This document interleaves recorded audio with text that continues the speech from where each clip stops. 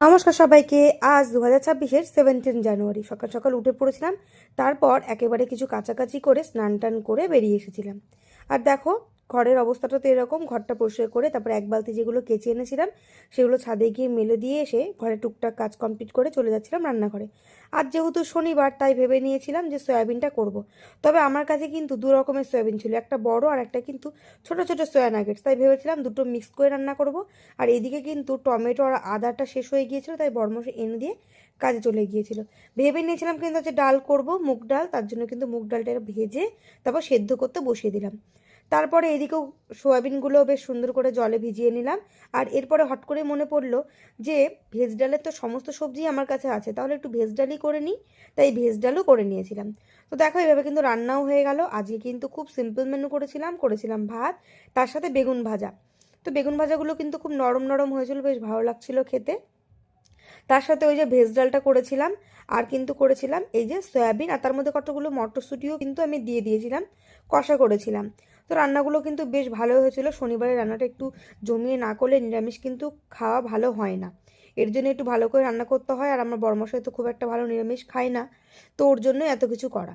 তো তারপর খেতে বসবো সকালে, তখনই দেখলাম পার্সেল চলে এলো।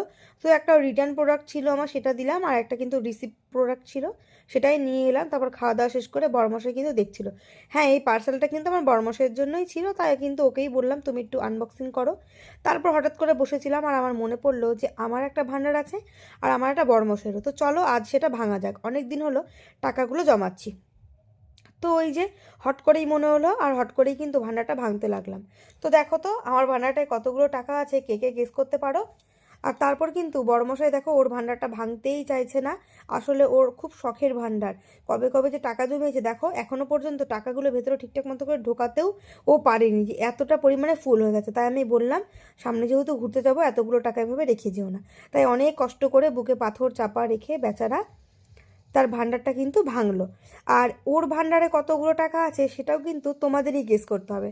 তো ভান্ডার টান্ডার ভাঙা হয়ে গেলে টাকা পয়সাগুলো গুছিয়ে রাখলাম। তারপর একটু রেস্ট নিয়ে, আমার যেহেতু বিকেলে পড়ানো ছিল তাই কিন্তু পড়াতে চলে যাচ্ছিলাম।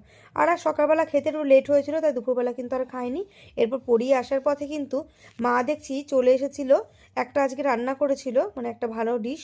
তাই সেটা দেবে বলে কিন্তু দেখো নিজেই চলে এসেছে ব্যাগটা নিয়ে। তো কি এনেছিল মা সেটা তোমাদের সাথে একটু পরে শেয়ার করছি, আমি তো ওয়েট করছিলাম। এরপরে মা আমাকে সে দিয়ে গেল। আর আমি কিন্তু সেটা রিসিভ করে চলে গিয়েছিলাম একটু ব্যাংকে। ব্যাংকে একটু দরকারি কাজ ছিল, সেগুলো কমপ্লিট করে চলে এলাম বাড়িতে। আর মায়ের কীর্তি দেখো, আমরা যেহেতু রাত্রেবেলা একটু খাই বা এইসব জিনিসগুলো, আমাদের টুকিটাকি জিনিসগুলো খুব ভালো লাগে, তাই দুটো পার্ক তার সঙ্গে কিন্তু